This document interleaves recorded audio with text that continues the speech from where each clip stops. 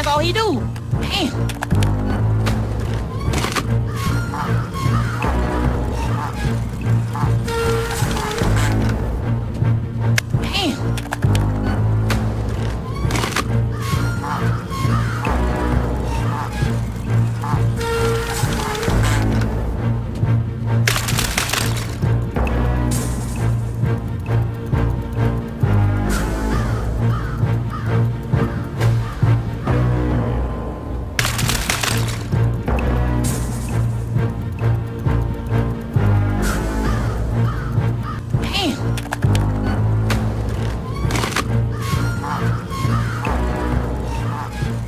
All right, you've seen it. Let's talk about it. I think that now more than ever is definitely the time to pull a trigger on Bron Breakker. In the future, probably pretty soon, hopefully sometime this week, I'm going to make a video where I book Seth Rollins versus Bron Breakker at WrestleMania for a title. Now, in order for me to get to that video, I think I need to lay some groundwork here. When WWE paired Bron Breakker up with Seth Rollins, I had hopes. I thought he was going to be pairing them almost as equals within the group. But it seems as though they made Bron Breakker Seth Rollins' lackey.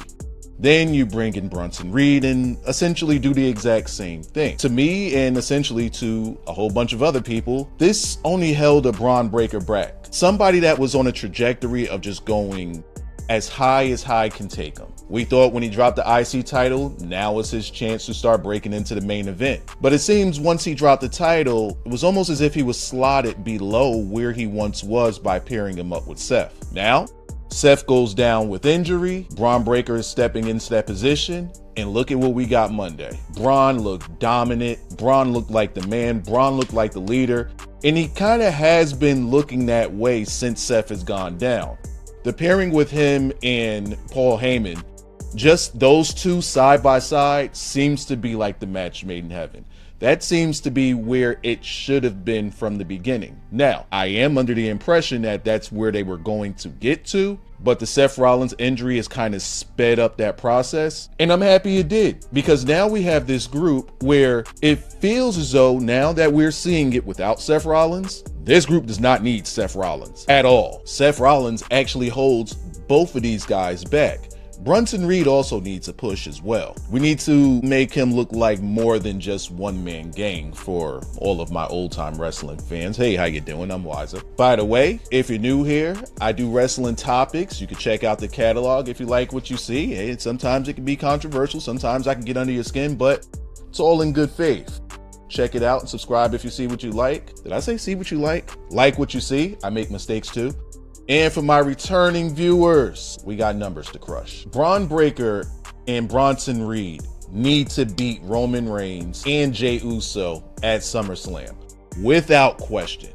And if I'm a betting man, well, I am a betting man, so let me take that back. If I was the booker, I would have Bron Breakker beat Roman Reigns. Look, I'm a Roman fan. I fucks with Roman heavy. Trust me, I'm still team Roman. I still put my ones up when he comes out. But with Roman's cachet being where it is, and they could always get him back to where he was. With Roman cachet being where it is, you need somebody to benefit from it. At some point, we gotta start getting these younger guys involved and stop saying they have time. They don't have time. If we look back at how guys started, take a look at Brock Lesnar, take a look at Randy Orton, legends of today, world champions in their early 20s. So at what point do we stop saying, all right, let's slap the title on him once he turns 30, 31, 35. Come on, man. Let's get the ball rolling now so that we can maximize the time that we have with our stars.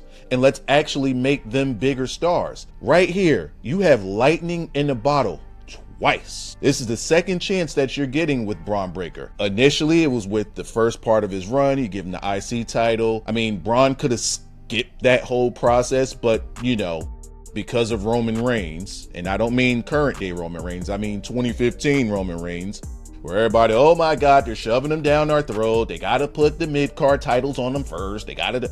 They wanted to create like some sort of chain of command. So now because of that, everybody gotta go through the chain of command. Sorry, wrestling fans, you made the rules. Now we get this type of Bron Breakker where he should have shot up to the top immediately. Just get him going. Get him going. So we have the golden opportunity a second time where he's still hot. Now there was that lull period where he lost the title and got with Seth Rollins. People was hopeful the first day, and then after that it just went downhill. You got the chance right now. You got everything right in front of you. Roman Reigns on a silver platter. This is the biggest rub that but this is the biggest rub that you can give Bron Breakker right now, and possibly this is the Rocket right here. And I'm under the impression you got to pull the trigger now. You cannot wait. You can't do, oh, our stars always have to win. You got to create the star. You got to get these guys over. And let's say that they lose, right? Let's say that they lose.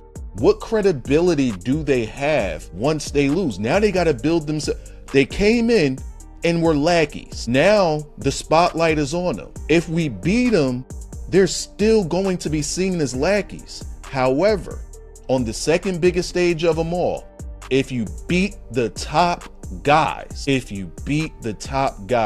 they're off to the races. Both of them off to the races. I think now they got to pull the trigger. And let me get the mic real close to me when I say this. Let me get the mic real nice and close. If CM Punk were to beat Gunther at SummerSlam, I would have Bron Breakker take the title off of Punk quickly, very quickly, and do a rematch and have him beat him again. Somewhere in these two matches, there needs to be a squash. And Seth Rollins is still going to have the briefcase when he returns, but he'll have a Bron Breakker that's at the top of his game, and that could be scary. But we all know who's booking. Yeah, I'm gonna lower my hopes.